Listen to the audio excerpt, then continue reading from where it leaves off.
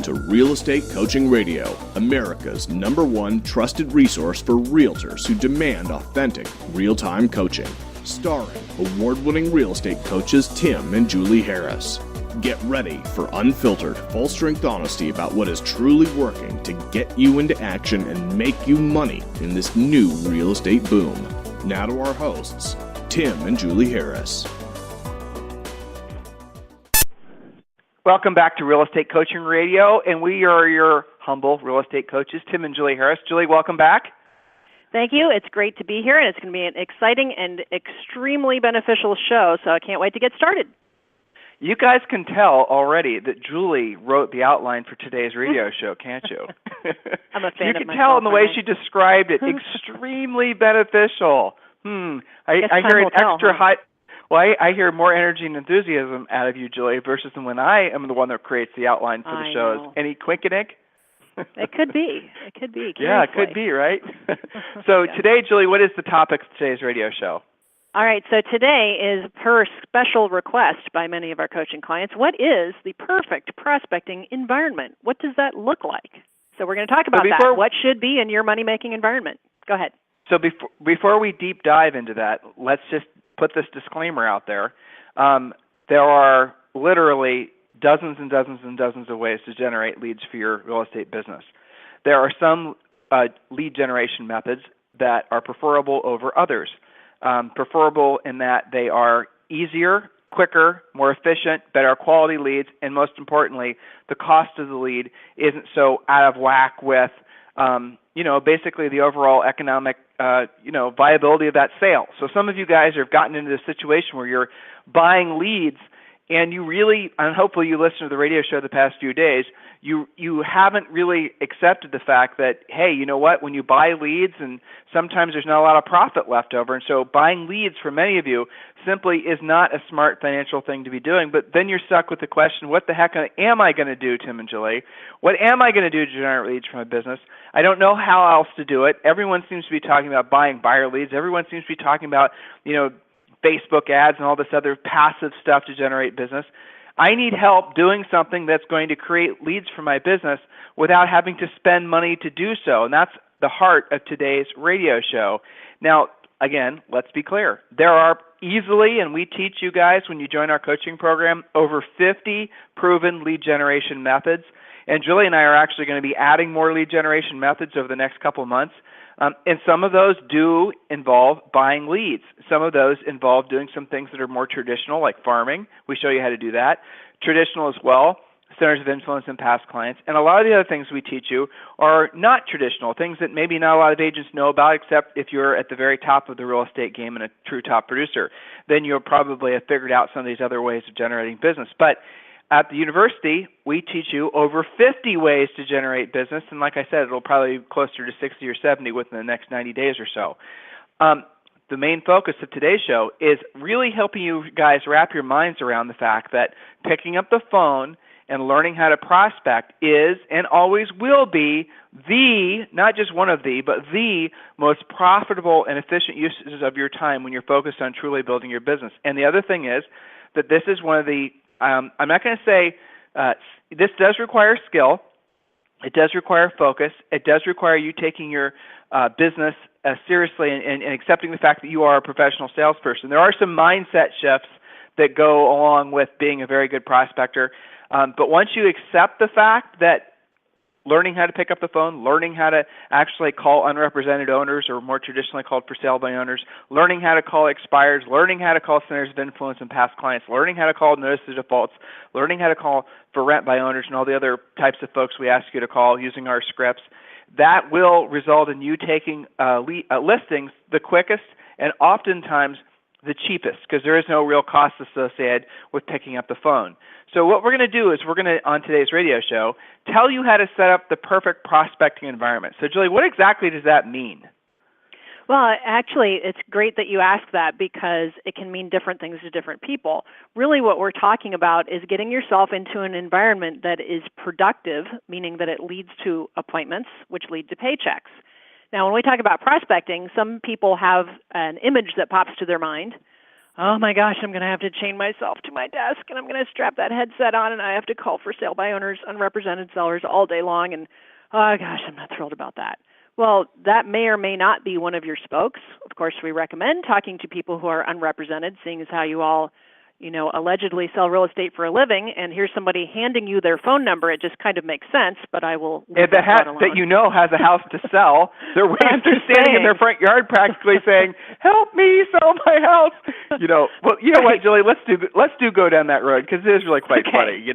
Yeah. If you guys Julie and I are speaking at your local real estate event, and when this happens, because it probably will, and you're going to be in the audience, we're going to ask this question. I want all of you to remember that we're telling you this because it's kind of funny, right? So we're going to ask you guys, if we had a list, this is the question we'll ask from stage, right? So if we had a list of, say, 50 or 75 people in your community that absolutely positively wanted to sell their houses now, to the point where they were literally, waving their arms up in the air saying, "Please come help me," in essence, what would you pay for each of those leads? What would you be willing to pay for that lead? Yeah, isn't it funny? I mean, that's the mindset of most agents, right? I have to buy the lead. Well, I'll answer the question myself. Some of you are paying, for those of you who do buy listing leads, you're paying 25%, 30% of the commission. And if you're in, most of America, your average sale price is, say, $200,000, and the average commission is, say, $600,000. Your experience may vary, but you're talking about a very significant portion of money, $1,500, $2,000. You're willing to pay for a listing lead, right? That is traditionally how it's done. Now, there are some other ways you guys are getting listing leads, but it's safe to say that most of you are willing to pay. And we'll stand in line to pay. Remember, when we're talking in front of your local real estate group and we ask this question, just notice how your fellow agents react. You'll have agents throwing out huge numbers, $500, $1,000, $1,200, and then some will say, it depends on the sale price. And I'll say $500,000. How much did you pay for that listing lead? And they'll say $2,500, right? Okay. So then this is the next part. When you almost always do this when we present live, we'll say, well, guess what? I have a list right now of those 50 or 75 folks in your immediate market that have to sell the houses, and I'm going to give the list to you for free. And by the way, you can get this list for free anytime yourself. It's called All the Local for Sale by Owners. As we say, we call them unrepresented owners. And here's the funny thing that happens when you say that. All of a sudden, and I don't get this psychology, to be honest with you, I never have, but all of a sudden, as soon as we were to say that, then I want you to remember we're in this room together, right? You're in the audience, and then I want you to look around at all the realtors that had their hands up in the air. They're willing to whip out their credit cards and buy these leads from us, As soon as we tell them that there are these for sale by owner leads, then all of a sudden they go, it's almost like you let the air out of a balloon. They go, oh, a for sale by owner lead. Guys, think about that. That is 100% mindset. So all of a sudden they went from enthusiastically having a mindset that I'll buy a seller lead. Oh, heck yeah, I'll pay you 25 or 35 or 40% some of you guys are paying for a listing referral. But then I say, okay, well, that listing referral is going to be, you don't have to pay me anything, and it's an unrepresented owner. Then all of a sudden that in a lot of your minds becomes like of no value. Why is that? Help me understand.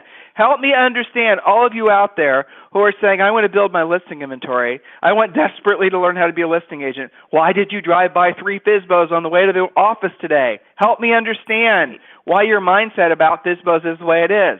Julie? Yeah, well, it just makes sense. I always tease agents, like I said, there's a phone number. Don't they all love to complain about, it's hard to find expireds because there's no phone numbers?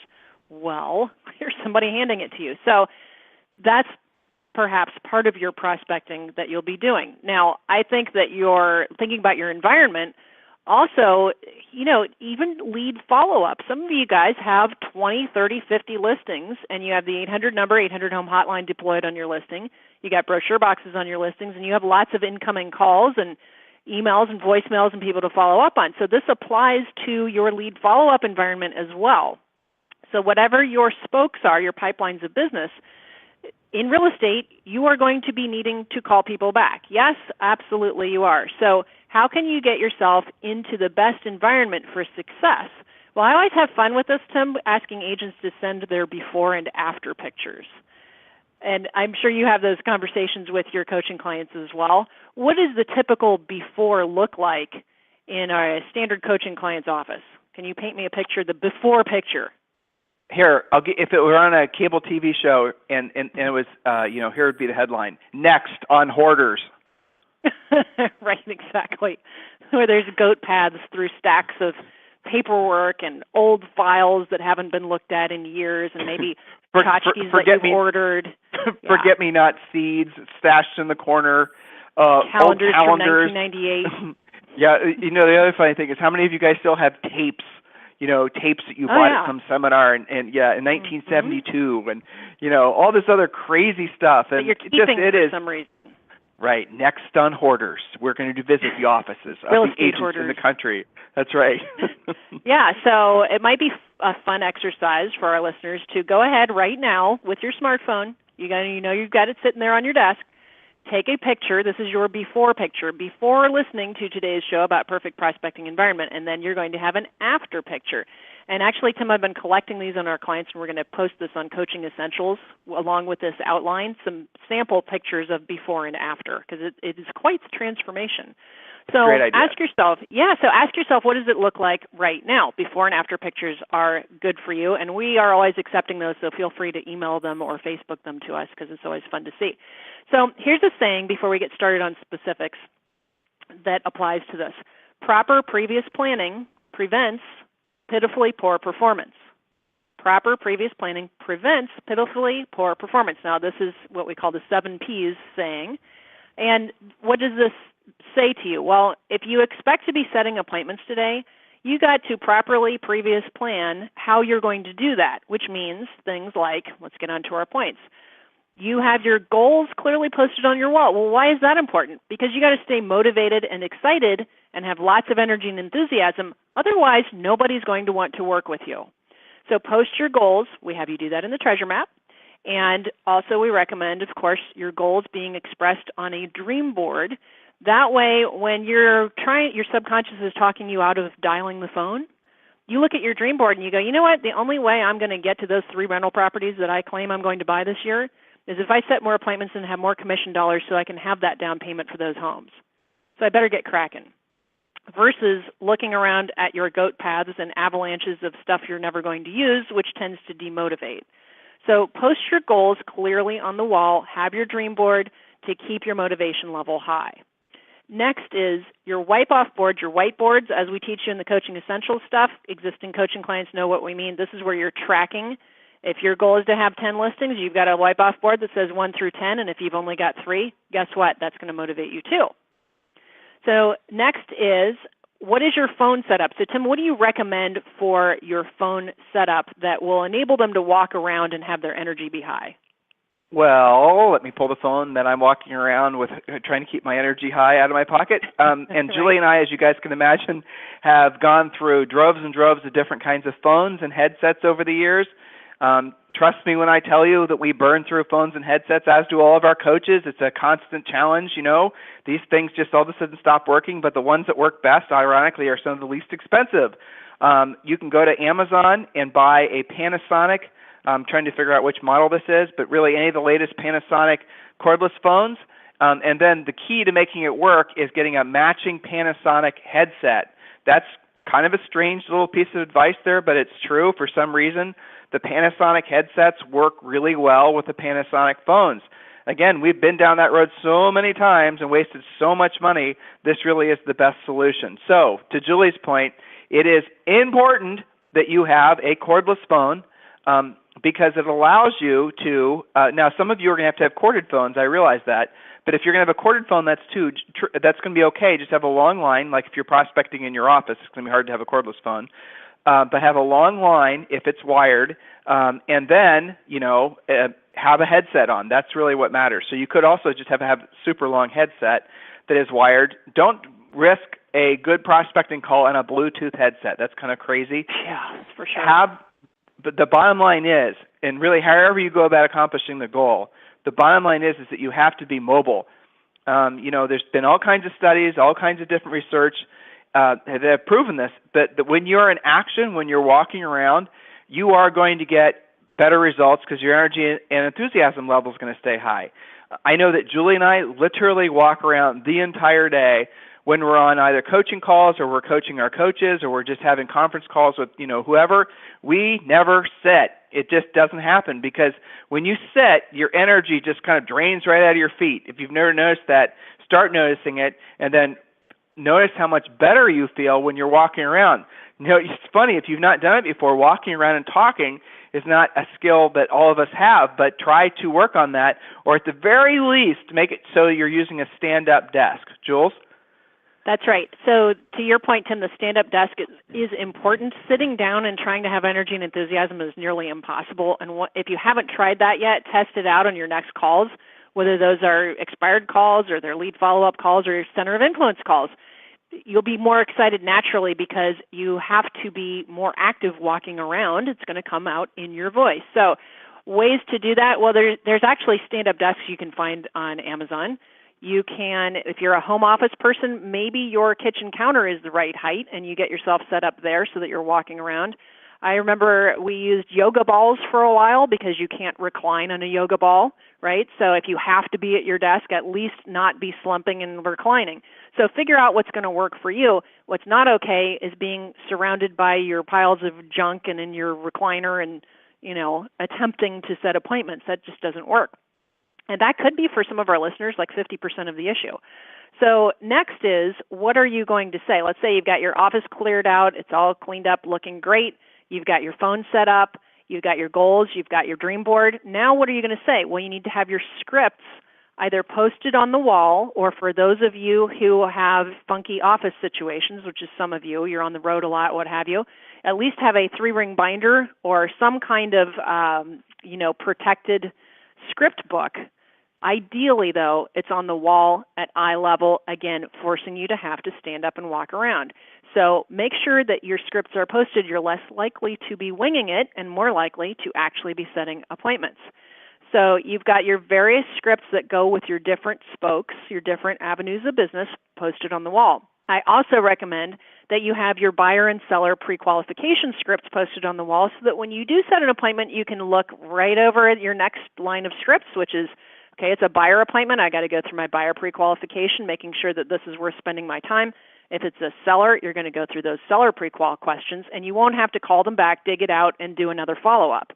Urgency equals abundance. So the faster you're on top of these things, the more likely you are to get a paycheck. Cut out the constant follow-up, I'll just call them and pre-qualify them later. No, just roll right into it. If you have your scripts on the wall, it's so much easier. So, Tim, what about having a mirror in their office? Why in the world would an agent want to have a mirror? I mean, is this so they can primp and preen their feathers before their appointments? Well, maybe a little bit, right? But what's interesting is you can tell when you're listening to somebody whether they're smiling or not. Ever thought about that? Sure. True. Mm-hmm. So you can actually hear someone's emotions. You don't have to see them to know how they're feeling or thinking. So if you're looking at yourself in the mirror that's by your desk while you're prospecting, and you look like, somebody that should be, frankly, taking a nap, well, chances are you have no energy and enthusiasm on the phone. Chances are you're not going to be setting any appointments. Guys, look, this is really, a lot of this is just psychological. At the end of the day, learning how to prospect, accepting the fact that you are a salesperson, this is all the muscle you need to be focusing on the most is your mind, and just opening your mind to the possibilities of the fact that, there really is nothing to be scared of. A lot of us have, at the end of the day, what's classically called psychological fear. It's ego-based fear that prevents us from actually picking up the phone and doing things like that, and doing things as we're describing to you. So now Julie and I are, the intent of today's radio show, obviously, is to give you the mechanics, give you some of the fundamentals and how you can start employing a lot of these things. So let's say, for example, you're like most of you, and you're saying, well, the idea of doing this type of work scares the bejeebers out of me. Here's a little suggestion for you. If you're going to wait around for that fear to go away before you actually start doing it, it's never going to go away. So you're listening to Julie give you some specific step-by-steps on how to set up your perfect prospecting environment. So even if you're not convinced you're going to do it yet, i.e. pick up the phone and prospect, even if it's to your centers of influence and past clients, take what she's asking you to do seriously and set up the environment. So again, psychology, right? So as you see yourself setting up your environment, as you see yourself posting the scripts on the wall, getting your stand-up desk, getting your cordless phone or headset, going through the motions of someone who is going to prospect, all of a sudden your feelings about it, the psychology surrounding it is going to start to shift. And then you'll get closer and closer to actually having the comfort level necessary to just pick up the phone for the first time. The fear that you guys feel about doing this is not real. Real fear is the type of fear that you feel when you're, say, for example, avoiding an accident, or when there's something really that's going to cause you bodily harm, and you have that surge of fear, adrenaline-based fear. Okay, that is the real design of fear, to help you prevent you or a loved one experiencing some sort of hardship. But that same type of emotion, that same type of reaction is often triggered when we're thinking about doing things that will cause a psychological fear. The fear of rejection, the fear of what's going to happen if they say this and I don't know how to say that. Those fears are what are holding most of you guys back from becoming incredibly successful, not just at prospecting, but also being competitive. In other words, going on listing appointments, also doing the types of things necessary for you to become really successful. It's all these psychological, ego-based fears. The first step always is going to be to take the actions necessary to accomplish the task, and then what happens along the way, again, is the psychology starts to shift.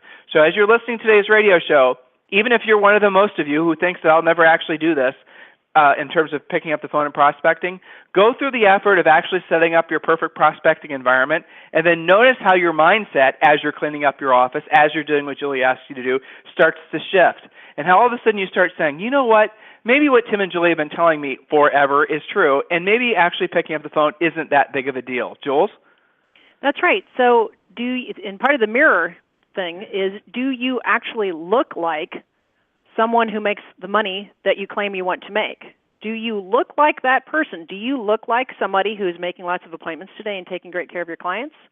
Or do you look like somebody that this might as well be your basement office and you might as well be in your pajamas if you're not actually in your pajamas? Which is it, right? So acting as if, Tim, to your point, act as if you already are that prospecting professional, and the likelihood of you actually monetizing that goes through the roof, because you look in that mirror and you go, you know what, I got my prospecting outfit on. I have a coaching client, Tim, that says, zip, zip, I have zipped myself up into my protective outer clothing, and I am a prospecting superstar. And that's her mindset. She's not actually zipping up like a sleeper or something, right? She's just mentally saying, zip, zip, I am protected. Nothing is going to bother me. I'm going to get to work. And she looks in the mirror. She gets to work. So do you look like someone that people want to do business with? Do you look like someone who's setting appointments today? And some of you guys are really, really great at that. And that's why I've been collecting the after pictures of a really powerful prospecting environment. So kudos to you for having done a great job. Those of you who are on track or ahead of your goals are the ones who have implemented this. So nice job. So next on our list is have your, for example, mojo dialer ready to go. Have that all organized, know how to use it, and really implement that the way it's meant to be implemented. That's going to fall into the category of proper previous planning prevents pitifully poor performance. Well, Mojo helps you be more efficient, so make sure you got that ready to go. If today is a past client call day, then you've got your past client list. Some of you who have assistants, your assistants have been trained to actually hand you those top 20 phone numbers that you're going to be going after today. So proper previous planning. Have your lists ready. If you're somebody that doesn't actually have your past client center of influence database put together, we've done calls on that on the radio. You have lots of coaching clients on our website. So get that in order. And if you haven't done that, an easy way to do that and still be prospecting is just decide that part of that process is you're going to call 5 past clients every day, asking for their email addresses, updating their other address information, and that's your excuse to be on the phone. So even if you don't have a great list together, that's not an excuse other than to get yourself on the phone and clean up the list. So be ready with your various collections, Mojo, past client list. Maybe you're working for rent by owners. You've got that screen up. And then also, in terms of being really ready to make this work, have your MLS on. Some of my clients, Tim, and I've seen this in some of the office pictures, they've got a dedicated computer that is only on the MLS at all times. That's different than what they're looking at on their database. So they've got 2 screens going, and they always have the MLS at their fingertips in case when they're prospecting, they need to say, absolutely, it's my pleasure to look up that comp for you. You don't have to say, well, I'll call you back with that information. Again, urgency equals abundance, so be ready to execute on this. So set up your computer or computers the way you want it to be. And then another good idea to have in terms of your mindset stuff around you is things that keep that energy up and that keep you in energy and enthusiasm mode, like your favorite motivational quotes, for example. Music that you like in the background that's not too obtrusive to your calls, right? So things that you really like that keep you in the zone you need to be in. So what makes you tick? What makes you feel like being a great business person? All of you guys have songs that you like. You have quotes that you love, maybe family pictures in front of you. A lot of my coaching clients have the goal of paying for their kids' or their grandkids' college education, so they have a picture of the grandkids on your desk in your prospecting area. So surround yourself with things that make you happy, not things that drag you down, like clutter and like, awards you got back in 1978, stuff that don't matter, stuff that doesn't matter anymore. So your goal is to get yourself into perfect prospecting position so that you can make the commission checks it's going to take to meet or achieve your goals. And then last but not least is affirmations. So maybe on your mirror, you take your Sharpie or your wipe-off pen from your wipe-off board that's right there, and you actually write, I am the best agent for the job of helping the person I'm about to call.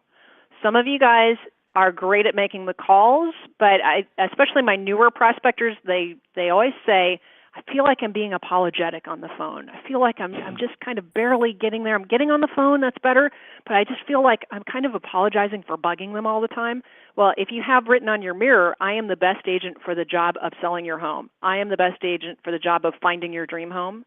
You're going to sound less apologetic and believe more in yourself, and when you do that, you will set more appointments. Make sense, Tim? And remember, the other mindset that we always want you guys to have with you is being of service. And that's another thing that it's a little ego removal tool. If you're writing down and remembering that your highest and best use is being of service. And then, literally say to the folks, or say to yourself before you pick up the call. Now we're getting into some more of the technical aspects of how to prepare yourself for calling, but that's fine. But, again, how can I be of service to you? I'm here to serve.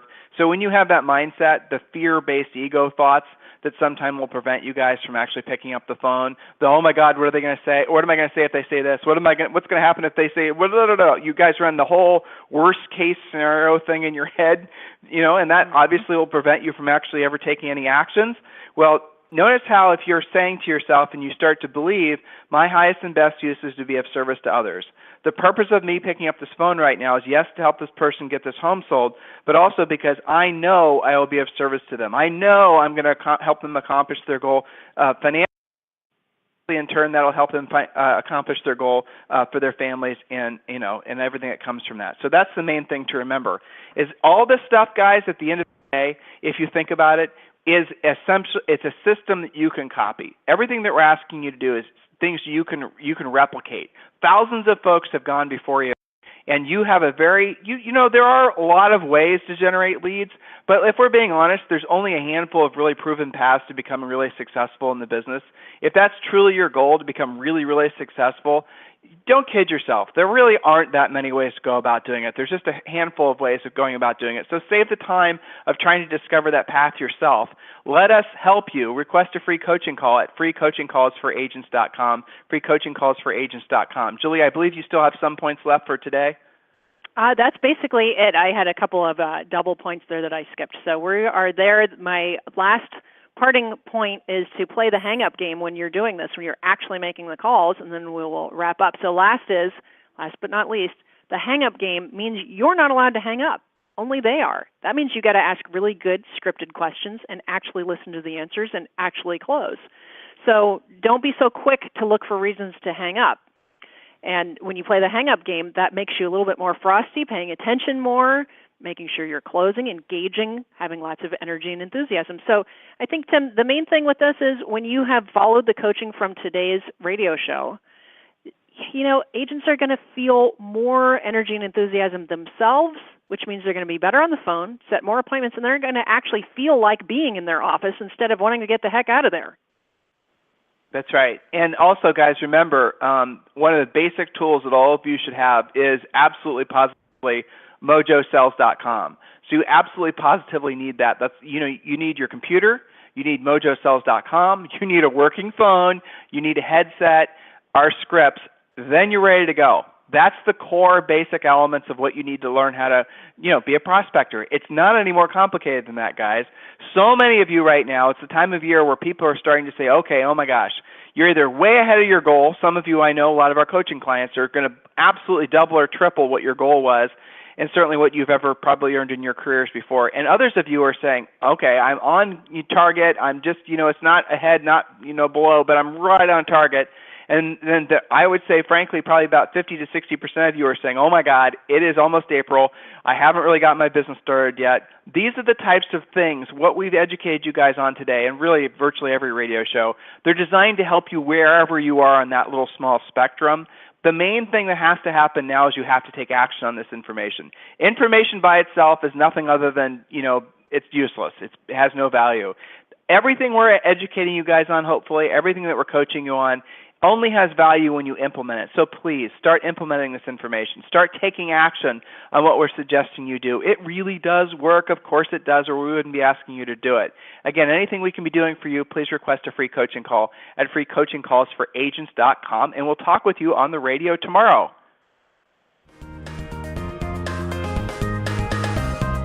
This program has been a presentation by Tim and Julie Harris, Real Estate Coaching. For more information on our real estate coaching and training programs, visit our website at timandjulieharris.com. Remember to tune in weekdays at noon for upcoming shows, and until next time, thank you for listening to Real Estate Coaching Radio with Tim and Julie Harris.